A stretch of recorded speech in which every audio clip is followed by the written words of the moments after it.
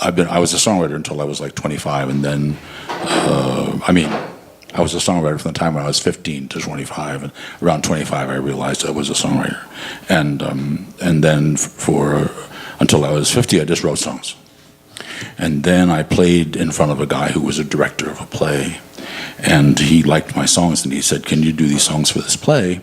And I said yes, because it was The Grapes of Wrath by John Steinbeck, and it was the opportunity of a lifetime, and he didn't want to use Woody Guthrie, so. He had seen me play, and he knew exactly what I'd come up with because he bought my recording.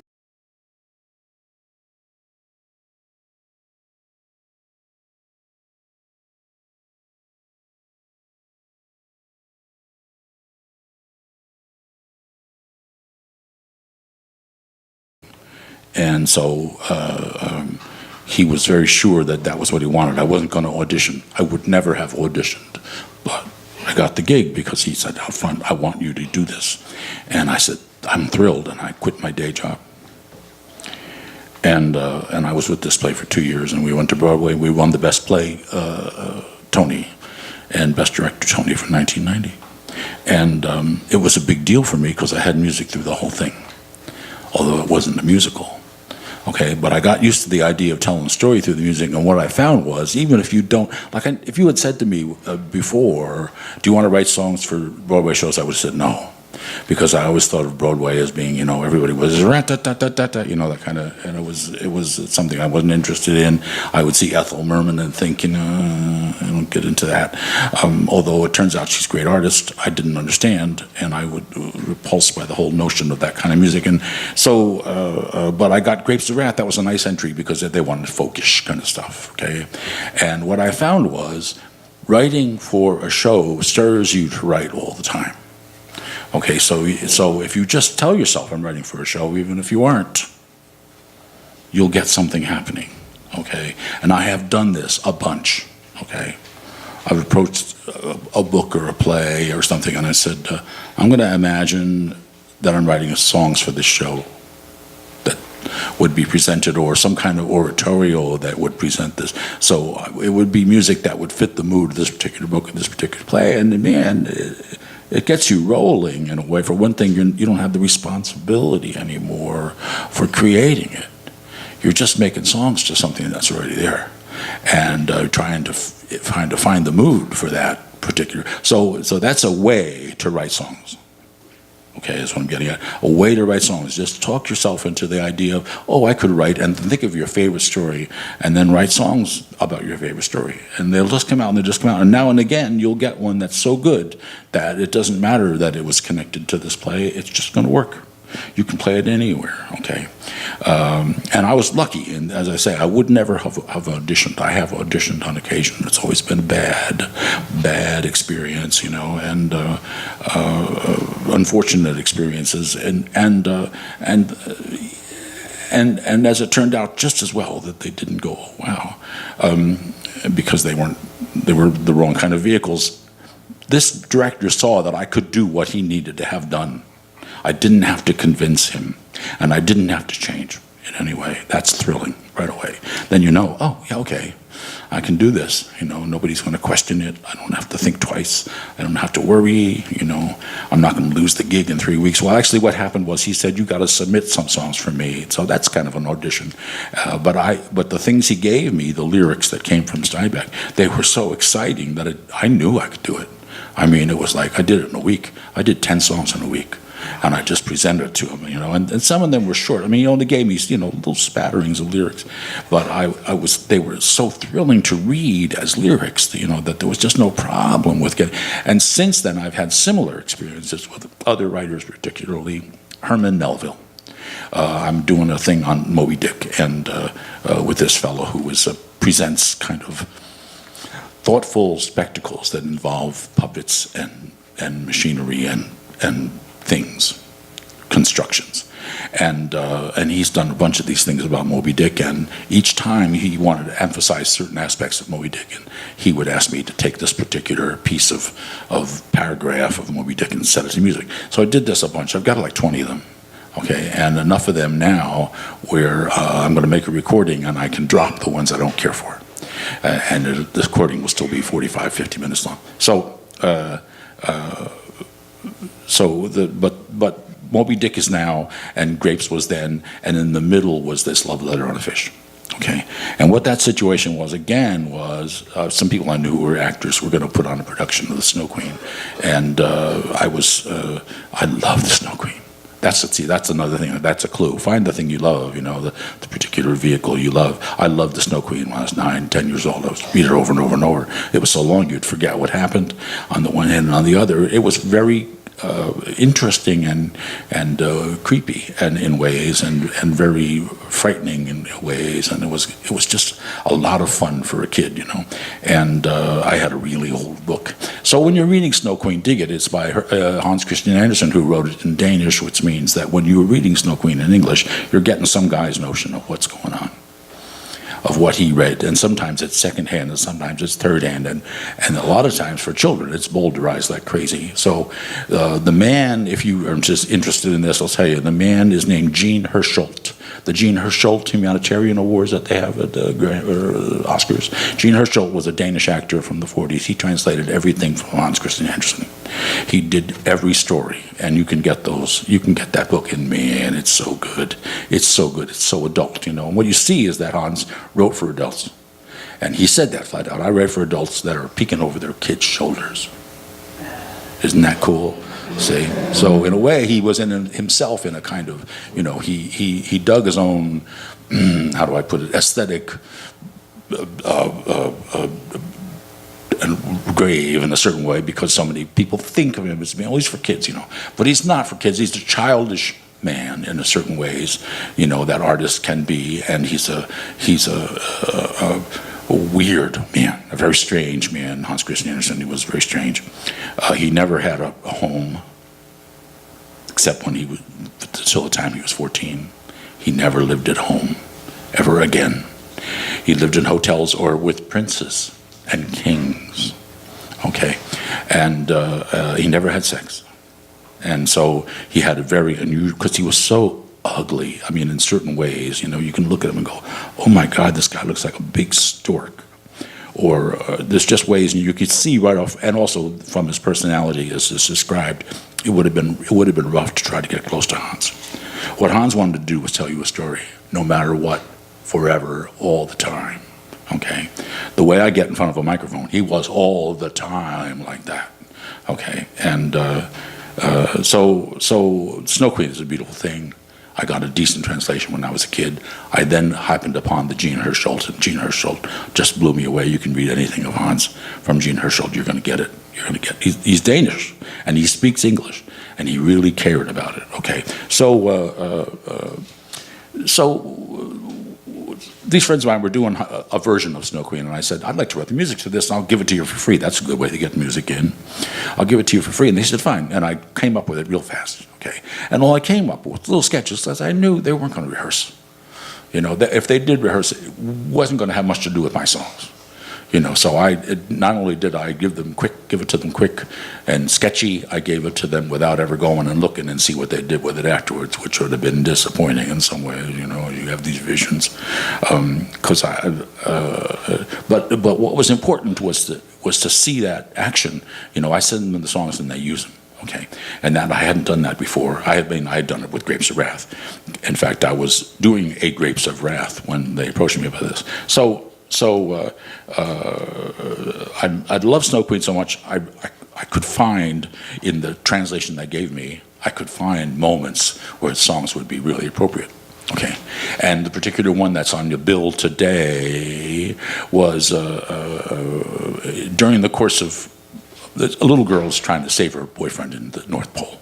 He's hypnotized by the Snow Queen, and he's up at the North Pole, and she goes to try to save him. Gerda is her name, and she is transported to the North Pole by a reindeer. She rides this reindeer on his back, and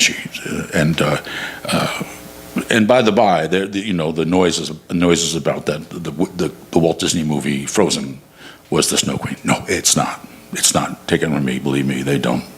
They couldn't do the Snow Queen. is what I'm sure is my private feeling, which I'm making public. They couldn't figure out a way to make the Snow Queen work for kids. So they just made up a story and called it the Snow Queen. And then they realized, well, we're just making this up. Let's call it Frozen and be done with it. And so there were noises, as they say, about Snow Queen, but it had nothing to do with it. So Snow Queen is open territory. And there's been so many productions of various natures. Anyway, it doesn't make any difference. And it's been around 100 years, 150 years. So I sent them things, and I found this first instance that John mentioned, and then the thing was the love letter on a fish. There was a moment in the book where the little girl comes to a house in the Arctic, and the woman hands her a fish, and it has written on it the address of some important person up at the North Pole. And she gives her the fish, and she says, this fish has an address and a note on it. I wrote the whole thing on the fish. We do this here in Lapland, and it's because you can get the note and then you can eat it. And isn't that nice? And that's all Mr. Anderson said. They liked up in Lapland to get notes that were written on fish because you could eat it afterwards. So I thought that was charming, and I thought, I can use that. And so because it was a quick, get it to me next Tuesday, really like that, I wrote this much. For some time, the woman is singing is the idea. For some time now I've had a secret wish. Someone would send me a love letter on a fish.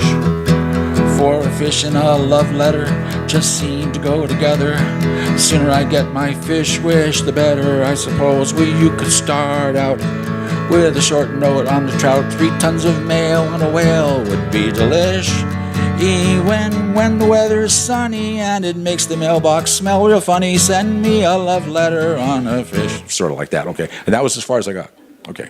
So then in the course of doing other theater things with somebody said, you got anything? And I said, well, I got this, skeleton of a Snow Queen, because I had a bunch of other songs. And they said, well, why don't you, work on that a little bit, and maybe we can put it up. So I continued to work on it, and what I realized was that for me, the exciting way to do it is to go right to the book and find the things that the author has to say and set those things to music. Don't try to make up stuff. But if you have a response, if you have like I was amused, you know what I'm saying, by that notion of a love letter on a fish, and just went to town, okay. And the model I used was this tune that, there's a bunch of tunes, but I would think of, won't you come home, Bill Bailey? Won't you come home? She moans an all night long. I'll do the cooking, honey. I'll pay the rent. I know I done you wrong. Do you remember that rainy? Do you remember that rainy evening? I threw you out with nothing but a fine-tooth comb, and etc. And so I thought, for some time now, I've had this secret wish. It was similar. It was just I'm looking for a mood, and the mood, when I hear Bill Bailey, that was the kind of mood I wanted. Somebody who would be kind of dancing across the floor. So with the hat, that kind of thing, and I thought that'd be fun to put that in there, because the other songs were much more earnest and minor key and shit, So when I got that song to that place where I had the one verse, I realized I had to write more. If you're going to be presenting something, you might want to have a good time with it, So I got 2 more verses. And I think 2 more verses, possibly 2 verses and a chorus. Yes, 2 verses and a chorus more. And then I realized that this was the kind of story that you had to set up where they were and what they were doing when this song came about. And that involved a kind of double intro. Okay, so, and it turned out the whole show was sung. Okay, it turned out that every time you talked, it kind of broke the spell, So it was like an opera in that respect. And maybe even in operas they talk. I'm not sure, but the impression I have is that they don't. And I decided I wasn't going to have people talking this, So the whole thing was sung. Everything was sung. So you had to condense the essential of what happened. Okay, and that's a fun exercise to do. And the thing that I've discovered is I do this all the time now. And one of the first things I tell myself when I start is, you don't have to make this public. It can be a secret. And then what I discovered was when I said this to myself, I was a lot more prolific when I said I don't have to make it public. Okay, it became something I did for myself. That it was up to me if I felt like pushing it out and trying to put it in front of people and saying, isn't this good? Because the prospect of putting it in front of people and saying, isn't this good, that's daunting. And that slows you down big time. And it also colors the way you write. Okay, I don't think anymore of putting it in front of people and saying, isn't this good? I think sometimes I'm going to perform, but I'm keeping this private in some way. I have learned through that first desire to hide what I was doing until I thought it was okay. I've learned to take that desire to hide and just use it all the time, up in front of people, wherever. You know what I'm saying? That's all I always talk to myself that way. It's yours to do with as you choose. Do it a way that makes you happy, because you'll really be dragged if you try to do it the way someone else wants it in your head, and then they don't like it. What a drag. Then it's not good for anybody. And I realized that there were times when I was a songwriter, when I was young, I would write a song and think, I don't like this song. Maybe somebody else will. But that's not a good thought. That's not a good thought. What you should say to yourself is, I don't like this song, I'm going to fix it. That's being a songwriter. I don't like the song, I'm going to fix it. I'm going to make it so that it's good. I'm going to make it so I like it. What's the point of walking around with this song on your shoulders where you're identified with this song if you're not making it exactly the way you like it? And then if people don't care for it, fuck them. Really? You know what I'm saying here? Pardon me? As long as you like it yourself. As long as you like it yourself. That's the important thing. Because they come and go, they die. People say you're really good and then they fall down dead. And you're left with yourself. You're left with yourself, or people say you're really awful, and they fall down dead. You know what I'm saying? Everybody falls down dead at some point. So you can't give them that credence that in a sense, you're the only one who's here. That's a Zen thing in a certain way. You're the only one who's here. Everything stops when you go. Everything begins when you came, and everything stops when you go. So don't worry about other people. They've got their own songs that they're writing. And if they could write them, they would. And if they do, and they write them according to what they like. Okay, so back. So I realized I had to make this coherent to people who were essentially following the action, and so I started depicting in song the travels of the reindeer and Gerda. And there was a point at which in the narrative it went like, they stopped in front of a little thatched hut, the roof always filled with snow. You had to bend down low to get into it. The idea was that they'd come to this place where there was a woman who was frying fish. And she gives Gerda a fish, and she says, you have hundreds of miles to go, says I. Take this fish to the land of the Finn, for the Finn woman knows more than I do, so fly to the land of blue fireworks burning. Schlepp this fish, child, across the wild tundra tonight, while a pitiless pale moon above shines on me, lighting whale oil and sitting at table and dreaming of someone to love. For though reams of Lapland laddies urging merging would send me little paper love notes of intent, no one could make me consent to dent my virginhood like someone waxing sentimental on a sturgeon would. And though I'm just a girl from God knows where, still I'm a dreamer too.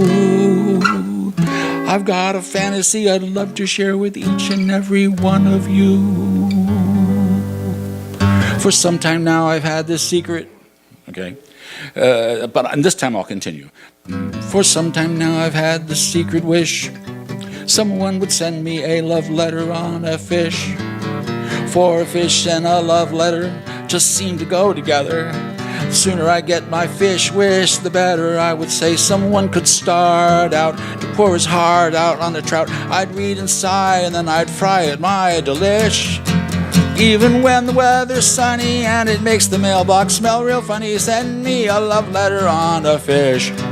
Oh, I would love to hear from you on one condition, that when you pitch your woo, you pitch it on a fish. It would give me such a thrill to read I love you on each gill, or darling on a marlin, things profounder on a flounder. If you'd fain complete your past, don't be crass, employ bass. Yeah, use that shad for a pad, oh I and shish. 10 million postcards on a skull, holy mackerel, Batman cool. Send me a love letter on a fish. Send me a love letter, darling. Send me a love letter on a fish. Show me that you like me, tuna melt me, smelt me, pike me. Send me a love letter on a fish. If you think I'm super, say it with a grouper. Don't be mushy on the sushi, I'm in blish. Even when what I'd like to stay. If you want a date, get out your paper mate and decorate a skate. Send me a love letter on a fish. I wonder, why do I find it so romantic when your stationery hails from mid-Atlantic? Why billet doux upon some shrimp can make this lady's knees go limp. Want to kiss me in the dark? 46 cents on the shark. Send me some real postal scales just for the hell of it. Don't leave me languishing on ice like Lillian Gish. What I'm sharing here is show you're carrying on a herring from the Bering. Send me a love letter on a fish. And though most ladies that you know would go, oh-ish. Send me a love letter. Don't use an Irish setter. Send me a love letter on a fish. Yeah, every day is Friday under Lapland's gray and cloudy sky. Send me a love letter. Take my alewife, please. Send me a love letter on a fish and seal it with a kiss.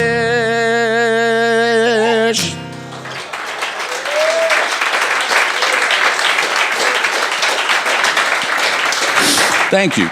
And that was a lot of fun. It was a lot of fun because I kept trying stuff. I kept, thinking, hey, you could go further with this. You can go further with this. And I was doing things like looking up lists of fish names and trying to. And there are other people that have done this. I mean, it's not like suddenly this is a new entirely. There's been various people who've done similar approaches. Where they're kind of trying to build. And I've done that particular thing before because I see that it's fun. It's just fun to try, to see if you can get it to a place where it kind of is. Everybody gets exhilarated by the building, and the model. I certainly don't pretend to be as good as this or to think of myself in the same realm as this person, but Cole Porter, when he would do like You're the Top, or things like that, he would do really extraordinary rhymes that clearly he thought for a long time before he searched the possibilities, and that's what I'm suggesting to you is in general this is all for me it was a lesson in how to write songs in that you let's say there's a certain amount of showing off, okay, with what you choose to you try to make people go, wow, I couldn't do that. Even if they could, you're trying to make, you're amassing so much. And people do this all the time. As I say, I see people all the time where I think, oh my God, that's fantastic. And it has to do with the amount of labor that was evident, that they were presenting something that they had labored on for a long time, And of course, as you may be aware, Mr. Cohen would talk sincerely about doing 80 verses. He did 80 verses for Hallelujah until he found the right ones, and it took him 10 years. So that's.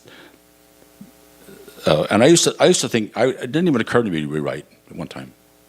Didn't even occur to me to rewrite. I would write a song. Now it's done. Okay. Then I go back to it, and I wouldn't be crazy about it, a year later. But by then, how do I put it? There was no erasing the original in my head, so I couldn't I couldn't fix it anymore. But when I thought of it as being, when I thought of songs as being still in the hopper, if you know what I'm getting at, then it was cool to continue working on them and to continue working on them. And one of the things that facilitated that was this notion of it's a secret. Okay, it's a secret till I let it out. Okay, I may never let it out if I'm not thrilled. Okay, or if I don't think there's a good possibility that it's going to work. So these are all things you can derive from that. And I'm going to play you a couple more that were from shows also.